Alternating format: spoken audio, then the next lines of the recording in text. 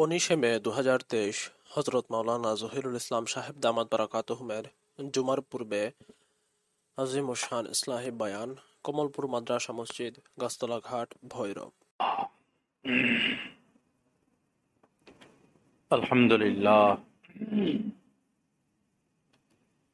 আলহামদুলিল্লাহ ওয়া কাফা ওয়া সালামুন আলা ইবাদিহিল্লাযীনা ইসতাফা আম্মা বা'দ। قال النبي صلى الله تعالى عليه وسلم إياكم والظن فإن الظن أكذب الحديث أو كما قال النبي صلى الله تعالى عليه وسلم.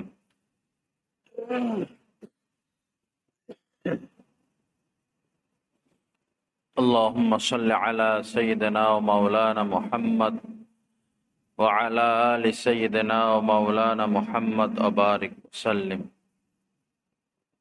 আল্লাহ পাক জাল্লা জালালুহু আমাদের সকলকে মাফ করে দেন। আল্লাহ পাক আমাদেরকে ইসলাহ আর তাসকিয়া নসিব করে দেন। আমাদের সকলকে হেদায়েতে কামেলা নসিব করে দেন। আল্লাহ পাক জাল্লা জালালুহু যে কোনো ধরনের ফিতনা ফাসাদ, যে কোনো ধরনের বিপদ মুসিবত থেকে নিজ করমে আমাদের সকলকে হেফাজত করেন। আমি হাদিস শরীফ থেকে একখানা হাদিস শরীফ আপনাদের খেদমতে পাঠ করেছি।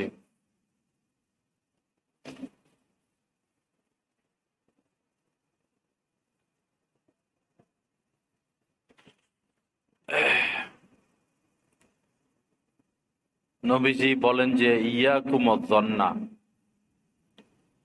অবশ্যই তোমরা কুধারণা থেকে বেঁচে থাকো।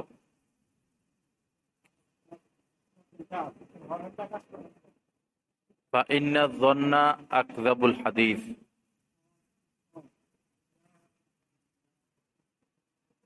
আওয়াজ বাড়ায় দেন, এদিকে আওয়াজ বাড়ায় দেন, আওয়াজ কমই।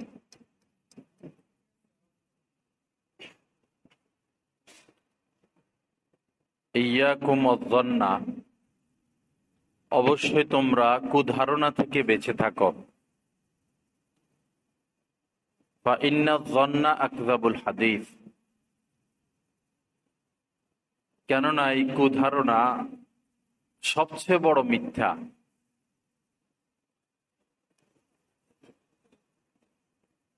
বর্তমান সময়ে সুধারণা পোষণ করা বা সুধারণা পোষণকারী ব্যক্তি বলতে গেলে সমাজে খুঁজে পাওয়াই মুশকিল। যে কোনো একজন মানুষ আমাদের সামনে আসলো, তো আমরা নেগেটিভটা চিন্তা করি।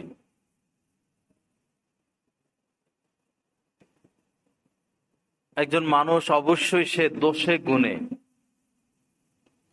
দোষে গুণে মানুষ। কাহারো মধ্যে দোষ বেশি, গুণ কম, আবার কাহারো মধ্যে গুণ বেশি, দোষ কম। এই দুইটার থেকে মুক্ত কেউ না। কুল্লু বানি আদম খাত্তা, নবীজি বলেছেন যে প্রত্যেক বনি আদমই গুনাহগার। কোনো না কোনো ভুল তাদের মধ্যে আছে। বাকি খায়রুল খাত্তাইনা আত-তাওয়াব, এই ভুলকারীদের মধ্যে যারা তওবা করে নেয় তারা হচ্ছে শ্রেষ্ঠতম মানুষ। তো কারোর সাথে দেখা হলো, কেউ আমাদের সামনে এসে উপস্থিত হলো, উপস্থিত হলে আমাদের যে একটা সমস্যা, আমরা তার খারাপটা আমাদের মাথায় চলে আসে। এটাই স্বাভাবিক, কারণ শয়তান তো আছে। শয়তান তো আল্লাহ পাকের সাথে চ্যালেঞ্জ করছে, সে আমাদেরকে জাহান্নামে নিবেই নিবে। আল্লাহ পাক চ্যালেঞ্জের উত্তর দিছেন যে আমার বান্দা যত পাপই করুক, তওবা করলে আমি মাফি করে দিব। যাই হোক, শয়তান তো আছে, সে আপনাকে ভালো ধারণা রাখার সুযোগ দিবে না। আর এই কুধারণাই এতটা ক্ষতি যে পরস্পরের মধ্যে বিদ্বেষ সৃষ্টি করে দেয়, দূরত্ব সৃষ্টি করে।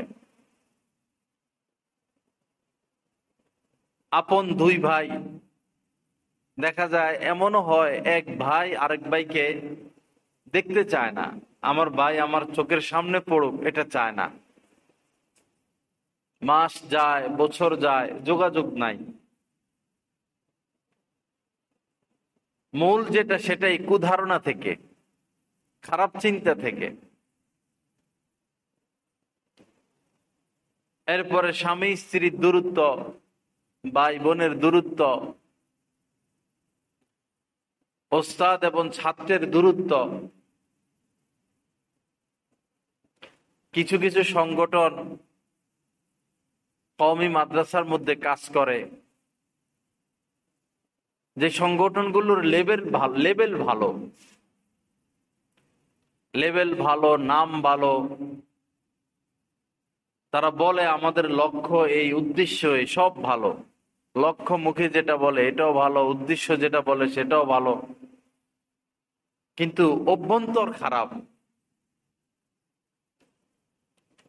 ভিতরগত তাদের যে মিশন, সে মিশনটা খারাপ। সেটা হলো আলেম ওলামাদের প্রতি বিদ্বেষ সৃষ্টি করে দেওয়া। তারা যে ওস্তাদদের নিকট পড়ে, সে ওস্তাদদের প্রতি অনাস্থা তাদের ভিতরে সৃষ্টি করা, ওস্তাদ এবং ছাত্রের মধ্যে দূরত্ব সৃষ্টি করা, আলেম ওলামা থেকে দূরত্ব সৃষ্টি করা, আলেম ওলামা সম্পর্কে তাদেরকে বিদ্বেষী, বিদ্রোহী গড়ে তোলা। হাজার হাজার ছাত্র আলেম ওলামা এই সংগঠনগুলোর সাথে জড়িত, কিন্তু তাদের যে আসল শেষ হয়ে যাচ্ছে, আলেম ওলামার প্রতি মহব্বত, এই খবরটা তাদের নাই। এটা হচ্ছে মূল দিনের শিকড়। যেরকম একটা গাছের শিকড়, যেরকম গাছের ঢাল কেটে দিলে ঢাল গজায়, কোন গাছের যদি মধ্যখান দিয়ে কেটে দেয় তারপরও আবার শাখা দেয়, গাছ জীবিত হয়। কিন্তু যদি শিকড় উপড়ে ফেলে, শিকড় উঠিয়ে ফেলে, ওই গাছ আর টিকতে পারে না।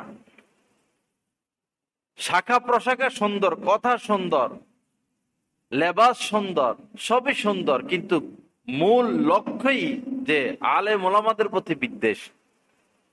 যে আলেমরা ওই বিষয়ে কেন কথা বলে না, ওই বিষয়ে কেন কাজ করে না। আলেমদের থেকে তারা বেশি বুঝতেছে দিন। আল্লাহ পাক আমাদেরকে হেফাজত করেন। আসল বিষয় হলো আকাবির চলে গেছে আমাদের। বড় বড় আকাবির যারা ছিলেন, বড় বড় আলেম যারা ছিলেন, ক্রমান্বয়ে তারা চলে যাচ্ছেন। আর ওই ছ্যাংরা ফ্যাংরারা এখন আকাবির হয়ে গেছে। ছ্যাংরা ফ্যাংরা পোলাপাইন ইউটিউবে ঢুইকা এখন তারা বড় আলেম, তারা মুরব্বি সাজা গেছে। আল্লাহ পাক আমাদেরকে সহি বুঝ দান করেন। যদি ওই ছ্যাংরা ফ্যাংরাদের সঙ্গ আমরা পাইতাম, তা আমরা জবাই করে দিলাম তাদেরকে ডাইরেক্ট। তাদের ব্যক্তিগত আমল এত খারাপ, তাদের উদ্দেশ্য, তাদের আচরণ এত খারাপ, কিন্তু তাদের কাছে তো যাওয়া যায় না। তারা তো থাকে পর্দার আড়ালে,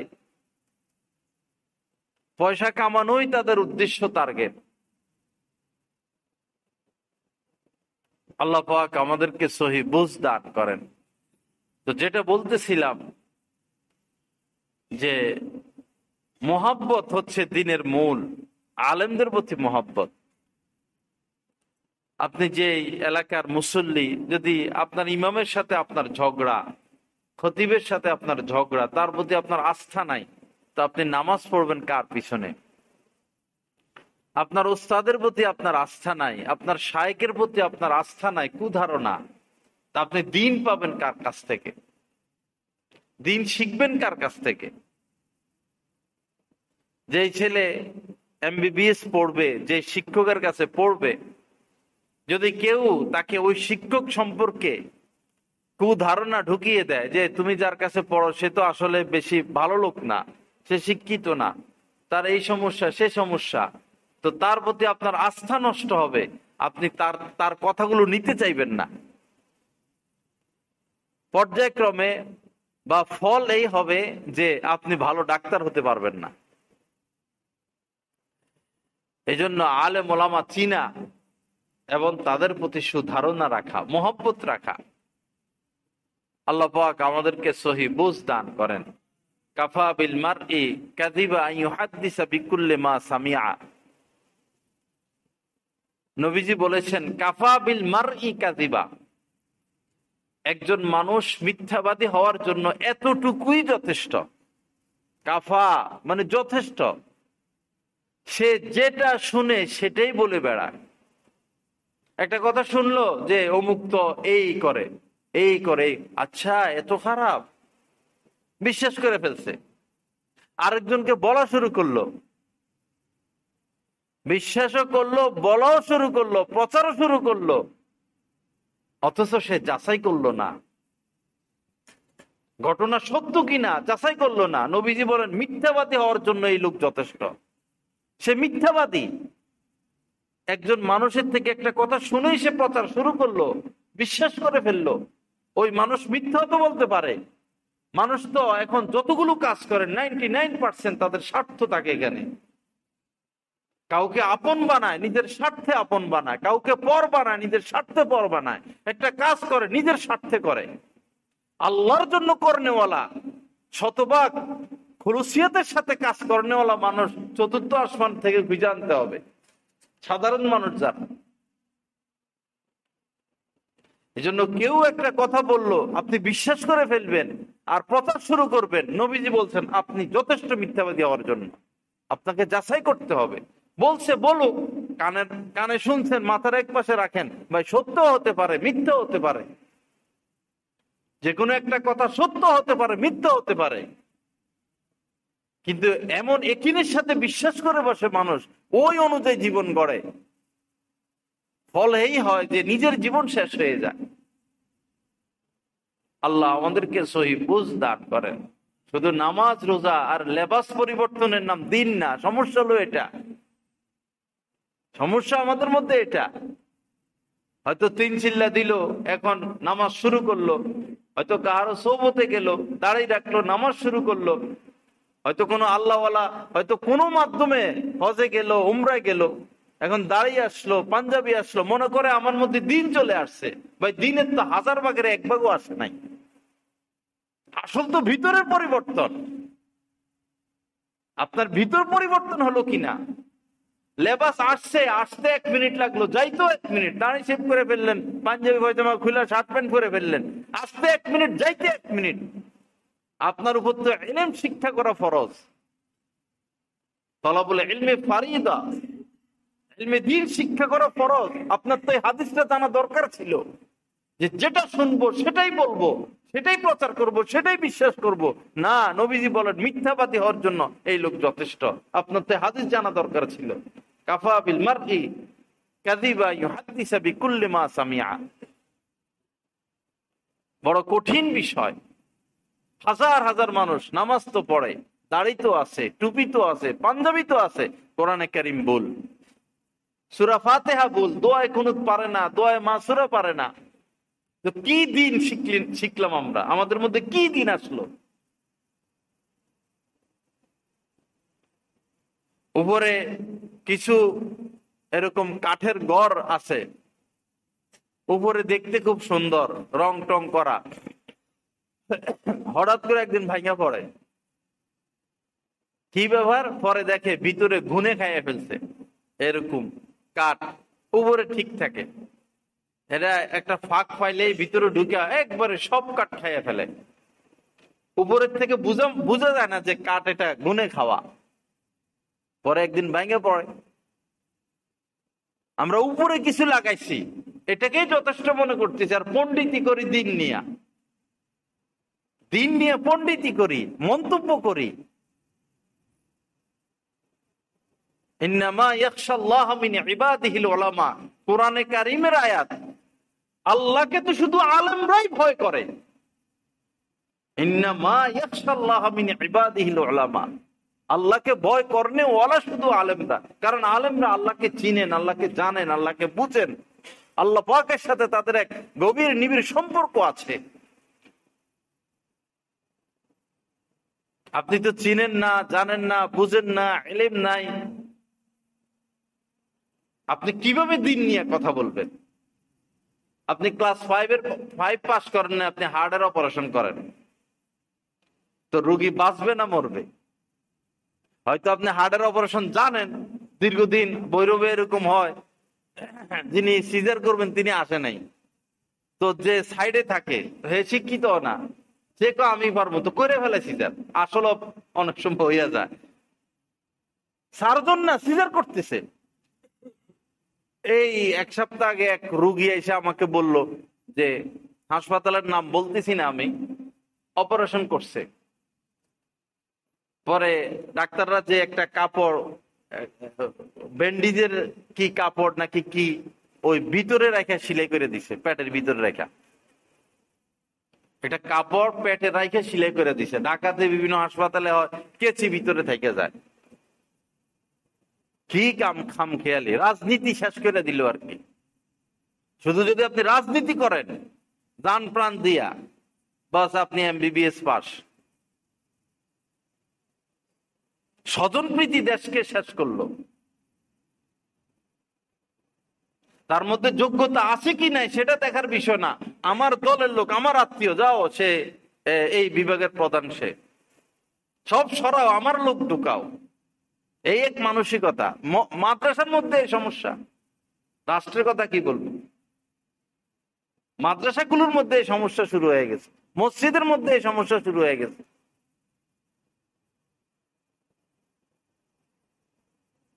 আর কেয়ামতের এই এক আলামত যে কেয়ামতের আগে এমন হবে যে যারা দায়িত্ব, বড় বড় দায়িত্ব পালন করবে সব অযোগ্য লোক, অযোগ্য লোকেরাই বড় বড় দায়িত্ব পেয়ে যাবে। আপনারা আমেরিকার দিকে তাকান না, লন্ডনের দিকে, যুক্তরাজ্যের দিকে তাকান, লম্বা লম্বা কথা বলে নারীর অধিকার, নারীর অধিকার, নারীর অধিকার করতে করতে মাথা গরম। তো তোমরা নারীরে প্রেসিডেন্ট বানাও না কেন? আমেরিকার ইতিহাসে তো তারা কোনো নারীকে প্রেসিডেন্ট বানায় নাই, প্রধানমন্ত্রী বানায় নাই। আসলে জ্ঞান আছে, দুনিয়া বুঝে তারা একজন নারীর জ্ঞান কতটুকু, এটা তো তারা বুঝে, সে রাষ্ট্র পরিচালনা করতে পারবে কিনা। পরামর্শের মধ্যে নারীদেরকে আমিরে ফায়সাল বানানো নিষেধ। পরামর্শ নেওয়া যাবে তার থেকে, কিন্তু যিনি ফায়সালা দিবেন তিনি নারী হবে না।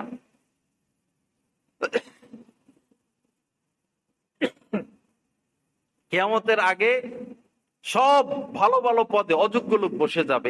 এটাই কারণ, নিজের দলের লোক, নিজের আত্মীয় লোক, নিজের বংশের লোক, নিজের বাড়ির লোক। এটা যদি ভিতর থেকে বাইর করতে না পারি, আমাদের কোনোদিন উন্নতি হবে না। আমরা নিচে নামতে থাকবো, পারিবারিকভাবে, সামাজিকভাবে, প্রাতিষ্ঠানিকভাবে। প্রতিষ্ঠানগুলো ধ্বংস হচ্ছে এই উসুল গ্রহণ করার কারণে। রাষ্ট্রীয়ভাবে, আন্তর্জাতিকভাবে এটা মাথা থেকে বের করতে হবে। যিনি যোগ্য, সে আমার দলের লোক হোক, অন্যের দলের লোক হোক, সে আমার আত্মীয় হোক, অন্যের আত্মীয় হোক, যিনি যোগ্য তিনি এই পদে বসবেন। এই হওয়া উচিত আমাদের টার্গেট। বারাক ওবামা যখন আমেরিকার ক্ষমতায় আসে, প্রেসিডেন্ট নির্বাচিত হন, পূর্বের যে স্বরাষ্ট্রমন্ত্রী বা পররাষ্ট্রমন্ত্রী পূর্বের যে ছিল, সে তাকেই ওই পদে বহাল রাখছেন। আশ্চর্য হয়েছে আমি এই খবর শুনি না, অথচ সে তার দলের লোক না, অথচ প্রধান একটা দায়িত্বে সে তাকে বসিয়ে দিল। কারণ কি? সে যোগ্য ছিল, তার মধ্যে যোগ্যতা আছে। আমরা যোগ্যতা খুঁজি না, আমরা দলের লোক খুঁজি, আত্মীয় খুঁজি, স্বজন প্রীতি, বাড়ির লোক, বংশের লোক। মন মানসিকতার মধ্যে চেঞ্জ আনতে হবে আমাদের। শুধু পোশাক একটা খুললাম আর একটা লাগাইলাম আর দিন চলে আসলো এমন মনে না করা। সাগর পার হতে হবে, মাত্র সাগরের বাতাস লাগছে গায়ে, অথবা সাগরের পাড়ে আসছি, সাগর পার হইতে হবে। এখনই যদি মনে করি আমার মধ্যে দিন চলে আসছে, তো তা আপনার বড় শয়তানে পাইল। শয়তানের চাল বোঝা মুশকিল। সমস্ত শরীয়তের এলেম শয়তানের কাছে আছে। যে আদম আলাইহিস সালামের এলেম, হযরত ঈসা আলাইহিস সালামের এলেম, ইব্রাহিম আলাইহিস সালামের এলেম, তাওরাতের এলেম, জাবুরের এলেম, ইনজিলের এলেম, 104 খানা কিতাবের এলেম এই শয়তানের কাছে আছে। সে আল্লাহ পাকের সান্নিধ্য পাইছে, সে আরেফ বিল্লাহ, সে আবেদ। তার মতো ইবাদত করা আমাদের দ্বারা সম্ভব না। সে ফেরেশতাদের থেকে দিন শিখছে। ওই শয়তানের সাথে যুক্তি তর্কে বা যে কোনো বিষয় দিয়ে টিকা আমাদের দ্বারা সম্ভব না। এই জন্য আল্লাহ পাক বলছেন, পড়ো এটা, আউযু বিল্লাহি মিনাশ শাইতানির রাজিম, যে আমি পানা চাই বিতাড়িত শয়তান থেকে। পানা চাইতে বলছে আল্লাহ পাক।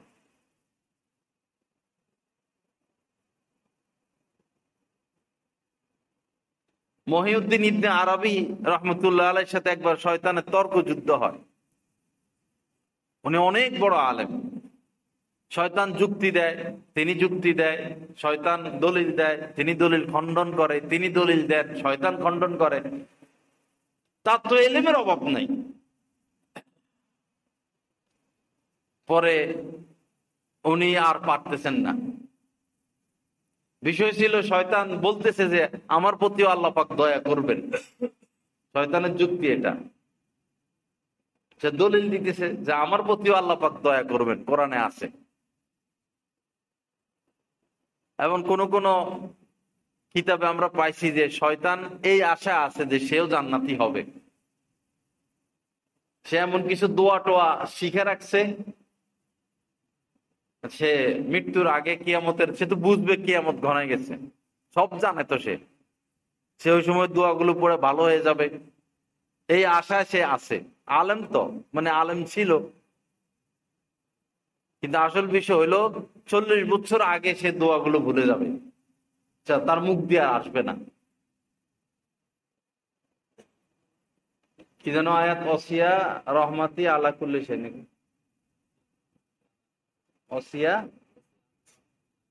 অসিয়াত রহমাতি আলা কুল্লি শাই। শয়তানের দলিল হলো অসিয়াত রহমাতি আলা কুল্লি শাই। আল্লাহ পাক বলতেছেন যে সব কিছুর উপরে আমার রহমত আছে, সব কিছুর ছেয়ে আছে আমার রহমত। শয়তান বলতেছে আমিও তো একটা কিছু, আমার প্রতি আল্লাহর রহমত আছে। কঠিন দলিল।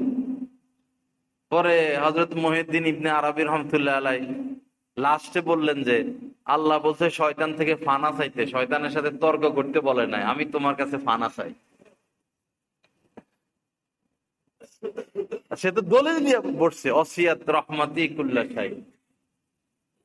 পরে হযরত থানবী রহমতুল্লাহ আলাই এসে তার এই শয়তানের এই কথা খণ্ডন করছেন।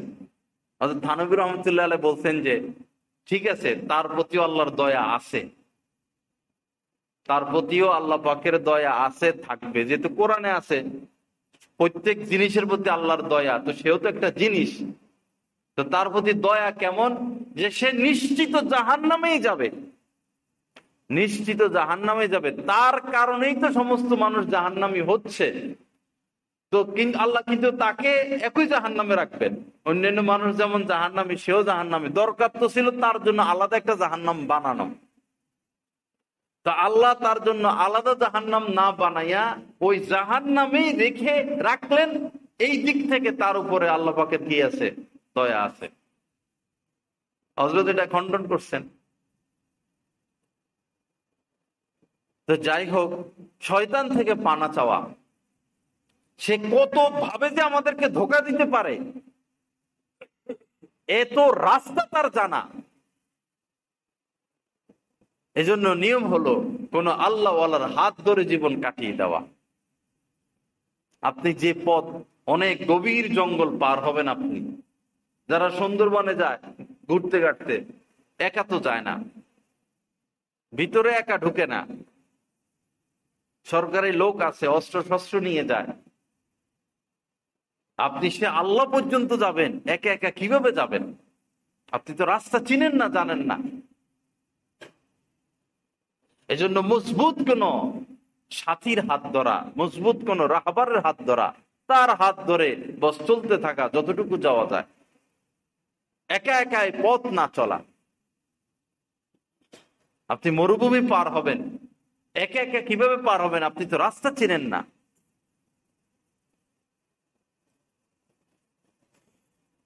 আল্লাহ পাক আমাদের সকলের প্রতি মেহেরবানি করেন। তো যেটা বলতেছিলাম, কুধারণা বড় মুশকিল, বড় বিপদের কারণ হয়ে গেল। সাধারণ সাধারণ মানুষ আলেম ওলামা নিয়ে কথা বলে, আশ্চর্য লাগে। এই দেশ তো এক হিসাবে খালি, সব টাকা চলে গেছে। কেউ ভারতে, কেউ আমেরিকা, কেউ এই কানাডা, কেউ সুইজারল্যান্ড, এই অবস্থা। আচ্ছা আপনারা বলুন তো, আলেম ওলামারা কয় টাকা পাঠাইছে এই দেশ থেকে বাইরে? যারা আলেম, হক্কানি আলেম, তারা কে কত টাকা পাঠাইছে বিদেশে? যারা হক্কানি আলেম, কে কে কে আছে সুদের সাথে লিপ্ত, ঘুষের সাথে লিপ্ত? আমরা কি পারি না ব্যাংকের থেকে 4-5 কোটি টাকা সিসিএ নিয়ে ব্যবসা করতে? আমরা কি পারি না? আমাদেরকে তো এরা মহব্বত করে, ম্যানেজাররা বিশ্বাস রাখে। কয়জন আলেম সুদী কারবারের সাথে জড়িত? কয়জন আলেম দুর্নীতির সাথে জড়িত? কয়জন আলেমের নামে খুনের মামলা আছে, দুর্নীতির মামলা আছে? একজন মানুষ সুদের সাথে লিপ্ত, ঘুষের সাথে লিপ্ত, সারাদিন গীবত করে, সারাদিন মিথ্যা বলে, চোর বাটপারের সাথে উঠা বসা করে, গান্দিগি আর গান্দিগি যাদের জিন্দিগি, তারা আসে এই পবিত্র মানুষদের সাথে সমালোচনা করতে। কত বড় স্পর্ধা তাদের, সাহস তাদের কতটা! একদিন আসবে যে আলেম সমাজে আলেম থাকবে না। সঠিক কথা, সঠিক পথ দেখানোর লোক থাকবে না। কখন থাকবে না? যখন এই নাফরমান বেড়ে যাবে। যারা একটু নিবু নিবু আলো নিয়ে বেঁচে আছেন, যারা একটু পথ দেখায়, তাদেরই সমালোচনা করতেছে মানুষ। আর কে পথ দেখাবে?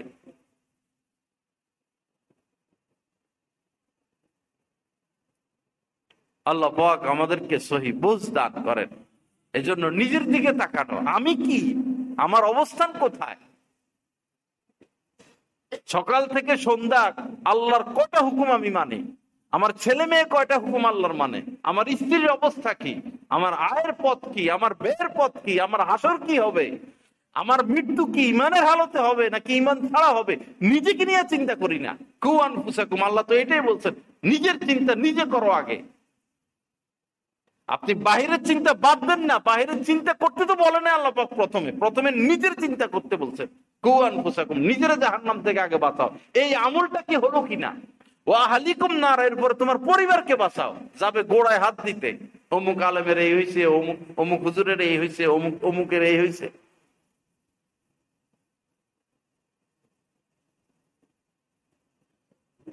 না জেনে কথা বলা ঠিক না, যাচাই বাছাই করা ভালো। অবশ্যই যাচাই বাছাই করা ভালো। একটা মন্তব্য করে দিলে হবে না। একটা মন্তব্যই মানুষকে জাহান্নামে নেওয়ার জন্য যথেষ্ট। একটা মন্তব্যই জাহান্নামীকে জান্নাতে নিয়ে আসা যথেষ্ট। একটা মন্তব্য এরকম। এক হিন্দু বেটা, সে এই দেওবন্দ এলাকার, তো সারা জীবন হিন্দুই ছিল। পরে বড় এক আলেম দেখলেন যে সে জান্নাতে ঘুরেফেরা করতেছে, জান্নাতের মধ্যে। পরে জিজ্ঞেস করলেন, কিরে তুই হিন্দু, তুই জান্নাতে গুরুস গারস, কি ব্যাপার? সারা জীবন মূর্তি পূজা করছ? তো সে বলল যে, কথা ঠিকই বলছেন, মৃত্যুর আগে আল্লাহ পাক আমাকে ঈমান দান করছেন। তা দুনিয়ার কেউ জানে না। মৃত্যুর কিছুক্ষণ আগে আমার ঈমান চলে আসছে, আমি কালেমা পড়েই দুনিয়া থেকে বিদায় নিয়েছি।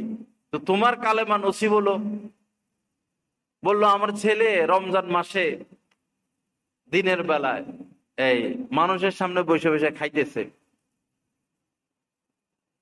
পরে আমি ছেলেরে ধমক দিলাম, বেয়াদব, জানো না রমজান মাস চলতেছে, মুসলমানরা রোজা রাখে, তুমি মুসলমানদের সামনে এইভাবে প্রকাশ্যে খাও, তোমার তো শরম থাকা উচিত ছিল, তাদের ধর্মকে তো আমাদের সম্মান করা উচিত। আমার ছেলেকে আমি কিছু কথাবার্তা বলেছিলাম, আল্লাহ পাকের কাছে এটা পছন্দ হয়েছে, এই উসিলায় তিনি আমাকে ঈমান দান করছেন। দেখেন কে কোন উসিলায় নাজাত পাইয়া যায়, কে কোন উসিলায় নাজাত পাইয়া যায়। অবতাগু ইলাইহিল উসিলা, এজন্য আল্লাহ পাক বলছেন উসিলা তালাশ করো।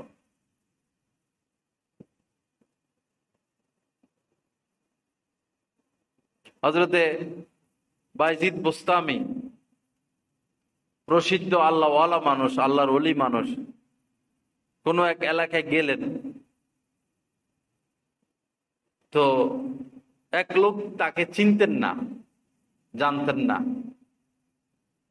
পরে তার বন্ধু বলল যে দেখো বাইজিদ বুস্তামি অনেক বড় আল্লাহওয়ালা। তো সেই লোক আল্লাহওয়ালা বলছে, আচ্ছা আলহামদুলিল্লাহ, আল্লাহওয়ালা একজন আল্লাহওয়ালা দেখলাম। আল্লাহওয়ালা যখন পরিচয় দিচ্ছে, আল্লাহওয়ালা হিসাবে সে মেনে নিছেন, বিশ্বাস করছেন, আল্লাহওয়ালা হিসাবে তাকে দেখছেন। পরে সে একদিন মারা গেল। অনেকদিন পরে তার এক বন্ধু তাকে স্বপ্নে দেখলেন, জিজ্ঞাসা করলেন কেমন আছো, আল্লাহ পাক তোমাকে কিভাবে রাখছেন। তো সে বলল আমার তো কোনো নেক আমলই কবুল হয়নি, তবে আল্লাহ আমাকে মাফ করে দিয়েছেন এই উসিলায় যে একজন আল্লাহওয়ালাকে আমি আল্লাহওয়ালার নজরে দেখেছি, খুদ তালাশ করি নাই, নাজাত পেয়ে গেছেন।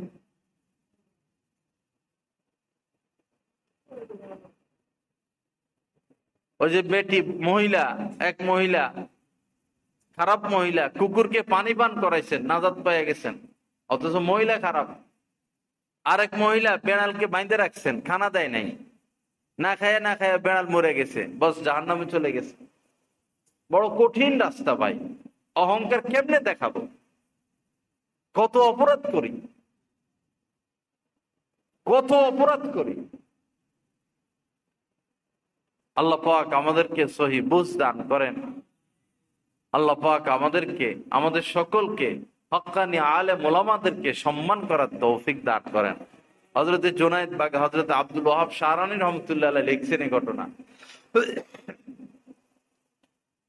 হযরতে জুনায়েদ বাগদাদী রহমতুল্লাহ আলাইহি এক মজলিসে বসা,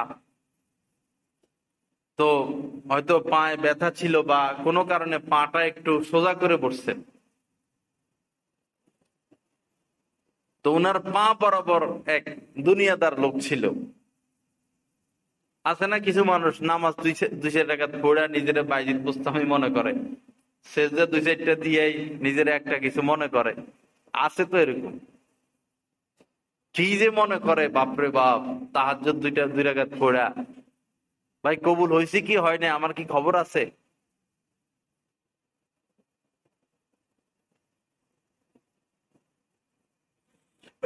তো পরে উনি পা সোজা করে বসছেন। তো ওই লোক, তার এটা মাইন্ডে লাগছে যে আমার দিকে পা সোজা করে বসলো, তো সেও পা এইভাবে সোজা করে দিছে ওনার দিকে। সেগুলো আমি কি কম? হযরত জুনায়েদ বাগদাদী রহমতুল্লাহ আলাইহির দিকে পা সোজা করে দিছে, এটা তো সে বেয়াদবি করছে। পরে উনি এটা দেখছেন যে এই লোক আমার দিকে পা এভাবে সোজা করে দিচ্ছেন, পরে তিনি পা গুটাইয়া নিছেন হযরত জুনায়েদ বাগদাদী রহমতুল্লাহ আলাইহি। পরে ওই লোকও পা গুটাইয়া নিবেন আর কি, কিন্তু তিনি আর পা সোজা বাঁকা করতে পারেন না, পা আর গোটা করতে পারেন না। আল্লাহ পাক ওই পাকে জমায়া দিচ্ছেন, শক্ত করে দিচ্ছেন, গজব আইসা গেছে। আজীবন এইভাবেই তার কাটাইয়া দিতে হয়েছে। আমরা যে বিপদে পড়ি, আমাদের যে বিপদ দূর হয় না, এই সমস্ত কারণ আমাদের মধ্যে আছে। হয়তো মায়ের সাথে বেয়াদবি, হয়তো বাবার সাথে বেয়াদবি, হয়তো উস্তাদের সাথে বেয়াদবি, হয়তো শায়েকের সাথে বেয়াদবি, হয়তো বড় আলেমের সাথে বেয়াদবি, নাহলে কেন বিপদ দূর হয় না, কেন বিপদ বাড়ে, কেন এত মুসিবত? আল্লাহ পাক আমাদেরকে হেফাজত করেন। সাহাবায়ে কেরামের মধ্যে কি আদব ছিল, কি ফেদা ছিলেন তারা। হযরত আব্বাস রাদিয়াল্লাহু তাআলা আনহু তো নবীজির চাচা, বয়সে একটু বড়, কিন্তু তিনি তো উম্মত, যদিও চাচা, যদিও বয়সে বড়, কিন্তু ভাতিজা তো নবী, তিনি তো ভাতিজার উম্মত। তো একদিন বললেন যে, চাচা আপনি বড় না আমি বড়? নবীজি তাকে প্রশ্ন করছেন, চাচা আপনি বড় না আমি বড়? এই প্রশ্ন শুনে তো ওনার ভিতরে কম্পন চলে আসছে যে কি জবাব দিব। ওস্তাদ, প্রাইমারির ওস্তাদ, কাউকে পড়াইছে, এখন ছাত্র হয়ে গেছে মন্ত্রী, ছাত্র হয়ে গেছে সার্জন ডাক্তার। ওস্তাদ তো প্রাইমারির ওস্তাদই, তো কি ওস্তাদ ছোট আর ওই মন্ত্রী বড়? হযরত শামসুল হক ফরিদপুরী রহমতুল্লাহ আলাইহি, যাদের উসিলায় দেশে দ্বীন আসছে, গহরডাঙ্গা মাদ্রাসার মুহতামিম ছিলেন উনি। লালবাগ মাদ্রাসা সহ অনেক মাদ্রাসা উনারা প্রতিষ্ঠিত করছেন। তো একদিন এক বুড়া লোক, হিন্দু লোক, হাঁটতে পারেন না, গুজা হইয়া হইয়া হইয়া হইয়া কোন রকম গহরডাঙ্গা মাদ্রাসার সামনে সামনে পর্যন্ত আসছেন। আয়সা বলতেছেন, শামসু কোথায়, শামসু কোথায়? শামসুল হক তো শামসু কইয়া ডাকতো, শামসু কোথায়, শামসু কোথায়? তো হযরতের অনেক ছাত্র, মুরিদান, ভক্তবিন্দু সবাই একটু কষ্ট পাইছে যে আমাদের শায়েখরে শামসু শামসু একটা হিন্দু যুগী, একটু কষ্টও পাইছেন। যাই হোক, বললাম আমি তার সাথে একটু কথা বলবো। পরে রাস্তা দেখায় দিচ্ছেন, ওই রুমে তিনি থাকেন। পরে এই হিন্দু লোক রুমে প্রবেশ করতে না করতেই হযরত তাকে দেখছেন, দেখে দাঁড়াইয়া গেছেন। দাঁড়াইয়া আয়সা উনাকে জড়াইয়া ধইরা ইজ্জতের সাথে নিয়া যে জায়গায় তিনি বসেন, উনার ওই গদির উপরে, উনার আসনের মধ্যে এই হিন্দু লোকটারে বসাইছেন।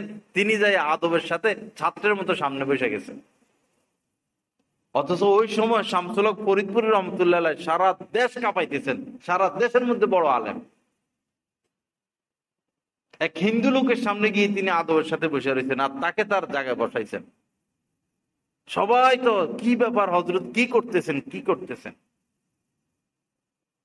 সবাই বিস্ময়ের নজরে দেখতেছে এগুলো। পরে ওই লোক বলছে যে, শামসু, আমি ওই সময় মনে করছিলাম তুমি একদিন অনেক বড় মানুষ হইবা। তুমি যখন ছোট ছিলা ওই সময় আমার এটা ধারণা হয়েছে তুমি এক সময় অনেক বড় হইবা।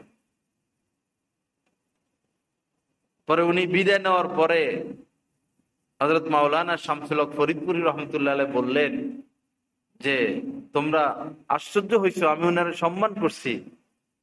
আরে উনি তো আমার, উনার কাছেই তো আমি ছোট কালে পড়ালেখা করছিলাম, উনি আমাকে ক খ শিক্ষা দিয়েছেন, উনার উসিলায় তো আজকে আমি কিছু লেখালেখি করি।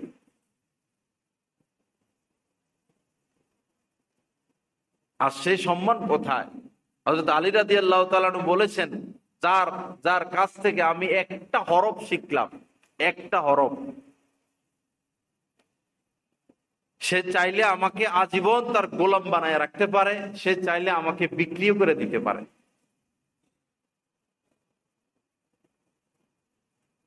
কত বড় কথা! আলেমদের থেকে সাধারণ মানুষ কত কিছু শিখে দিন রাত। দ্বীনের যত বিষয়, এটা তো আলেমদের থেকে সাধারণ মানুষ শিখে। অনেক সাগর পরিমাণ না শিখুক, একটা কথা তো শিখলো একজন আলেমের কাছ থেকে, এটার ঋণ হিসাবে, এটার কি বদলা সাধারণ মানুষ দিবে আলেমদেরকে? 1 ঘন্টার বয়ান থাক, 1 মিনিটে যেটা শিখলো, যেটা শুনলো, এটার বিনিময় কি পেশ করবে? সারা পৃথিবী পেশ করলেও কি এটা সমপরিমাণ হবে? 1 মিনিট যে দিন শিখলো, এটা সমপরিমাণ হবে? কিভাবে সম্ভব সাধারণ মানুষের দ্বারা আলেমদেরকে নিয়ে সমালোচনা করা? আলেমদেরকে নিয়ে কথা বলা।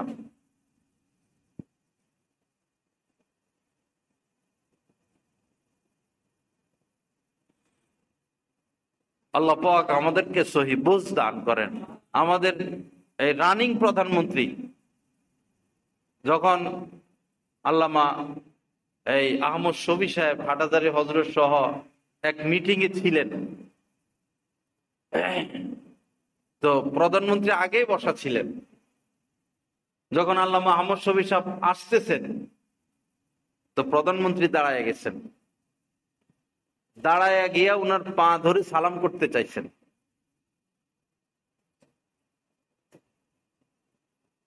পরে উনি আর সালাম করতে দেন নাই। পরে কথা বলবেন আল্লামা আহমদ শফি রহমতুল্লাহ আলাই, প্রধানমন্ত্রী নিজে মাইক ঠিক করে দিচ্ছেন।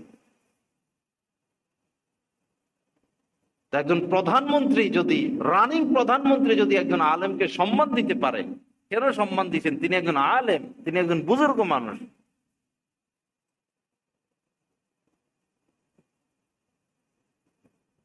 আরো অনেক আলেমদের কথা শুনছি যে প্রধানমন্ত্রীর বাসায় বা বাসভবনে তিনি নিজ হাতে ভাত দেন, তরকারি দেন, এটা এনে দেন, সেটা এনে দেন।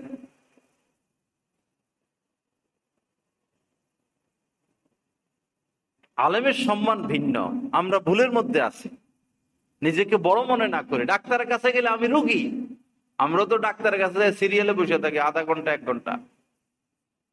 সেখানে যাই বললে হবে যে আমি মসজিদের খতিব সাহেব, আমি এই সে না, এখানে আমি রুগী, আপনি ডাক্তার, আপনি বড়। পাইলটে বিমান চালাবে, এখানে নেতাগিরি করলে হবে? তাকে স্বাধীন, সে পাইলট, বিমান সে চালাবে, আমি হইলাম যাত্রী। এখন তার মেধা অনুযায়ী, শিক্ষা অনুযায়ী সে আমার মদিনে নিয়ে যাবে, মক্কা নিয়ে যাবে, এখানে আমার কোনো কথা নাই। তদ্রূপ দ্বীনের ব্যাপারে আমাদের কোনো কথা নাই। বড় আলেমদের যে ফয়সালা, সেই ফয়সালা আমাদের মেনে নিতে হবে। ও আতিউল্লাহ ওয়া আতির রাসূল ওয়া উলিল আমরি মিনকুম, আল্লাহকে মানো, আল্লাহর আনুগত্য করো, রাসূলের আনুগত্য করো, ও উলুল আমরি, যে জামানায় যারা বড় বড় আলেম ফকি, তাদের আনুগত্য করো, তাদের কথা মানো। আল্লাহ পাক জাল্লা জালালু আমাদের সকলের প্রতি মেহেরবানি করেন। আল্লাহ পাক আমাদেরকে আদব দান করেন। আল্লাহ পাক দিন মোতাবেক চলার তৌফিক দান করেন। আসলে এসলা হইতে চায় না, এই হলো বিপদ। অন্যের এসলার ফিকির আছে, অমুক নামাজি হয়ে যাক, মেয়েরা সব পর্দা করুক, দেশের মধ্যে ইসলাম আসুক।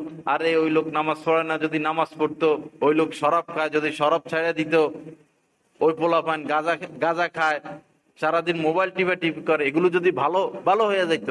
অন্যের এসলার ফিকির আছে, এটা যে খারাপ গুণ না, এটা ভালো গুণ। কিন্তু আপনার ফিকির আপনি করবেন না, আপনার এসলার দরকার নাই।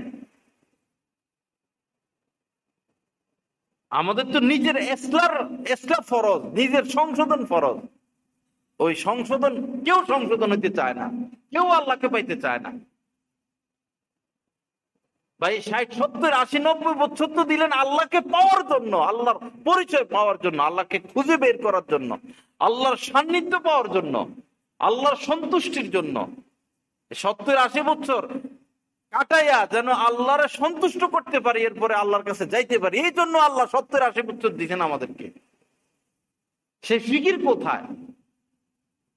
শুধু নিজের ব্যক্তিত্ব, নিজের সম্মান, নিজের ইজ্জত, নিজের আরাম, নিজের দুনিয়া, যা কিছু কামাই করতেছি ভাই, সব মাটি, সব মাটি। 1000 কোটি টাকা মাটি, কয়েকটা মার্কেটের মালিক মাটি, অনেক বড় বড় সনদ, অনেক বড় বড় সনদ আপনার বিসিএস, এই সে, এগুলো মাটি, কিছুই মাটির নিচে যাবে না। 10 তলা বিল্ডিং হোক, 20 তলা বিল্ডিং হোক, মাটি। আপনার ক্ষমতা মাটি, আপনার রাজত্ব মাটি, আপনার পদ মাটি, সমস্ত পদ মাটি, দুনিয়াবি যত পদ আছে, বংশীয় মর্যাদা মাটি। ওই মাটির পিছে দৌড়াইলে মাটি প্লাস মাটি সমান সমান মাটি। আমরা যেগুলোর পিছে দৌড়াই সব মাটি, আমিও মাটি। মাটি, মাটির পিছে দৌড়াইলে মাটি হবে, মাটি যদি সৃষ্টিকর্তার পিছনে দৌড়ায় তো মাটি মাটি থাকবে না, মাটি সোনা হয়ে যাবে। দৌড়াইতে হবে আল্লাহর পিছনে, আল্লাহর যেন হই, আল্লাহকে যেন পাই। একটু নিজের এসলা করি, নিজের দিকে তাকাই, অন্যের দিকে নয়। যখন আঙ্গুল দিয়ে দেখায় ওই লোক খারাপ, বাকি আঙ্গুল অন্যগুলো কিন্তু নিজের দিকেই থাকে। নিজের দিকে ফিরানো, যে বেটা তুই তোর দিকে তুই তাকা। নজর হেফাজত হলো না এখনো নজর হেফাজত হয় নাই আমাদের বেশিরভাগ মানুষের। গীবত থেকে বাঁচলাম না, কুধারণা থেকে বাঁচলাম না, হিংসা থেকে বাঁচলাম না, অধিক কথা থেকে বাঁচলাম না, অহংকার থেকে বাঁচলাম না, লোভ থেকে বাঁচলাম না, নিজের সম্মান সুখ্যাতির এই থেকে বাঁচলাম না। সূরা ফাতিহাটা শুদ্ধ হলো না, 2 রাকাত নামাজ সুন্নত তরিকে শিখলাম না, রুকুটা ঠিক নাই, ওযুটা ঠিক নাই, সুন্নত তরিকা ওযু হলো না, সুন্নত তরিকা গোসল শিখলাম না, সুন্নত তরিকা খাই না, সুন্নত তরিকা ঘুমাই না, সুন্নত তরিকা হাঁটি না, সুন্নত তরিকা ব্যবসা বাণিজ্য করি না, সুন্নত তরিকা লেনদেন করি না। কি হলো, কি শিখলাম, কি নিয়ে যাব আল্লাহর কাছে? আমার থলিতে কি আছে? অন্যের থলি বাদ দিয়ে আমার থলিতে কি আছে? আমি থলি বললাম কিনা, কি দিয়ে বললাম? সব তো সাপ। আমার থলিতে তো সব সাপ, সব বিচ্ছু। এই সাপ আর বিচ্ছু নিয়ে যাবো আল্লাহর দরবারে।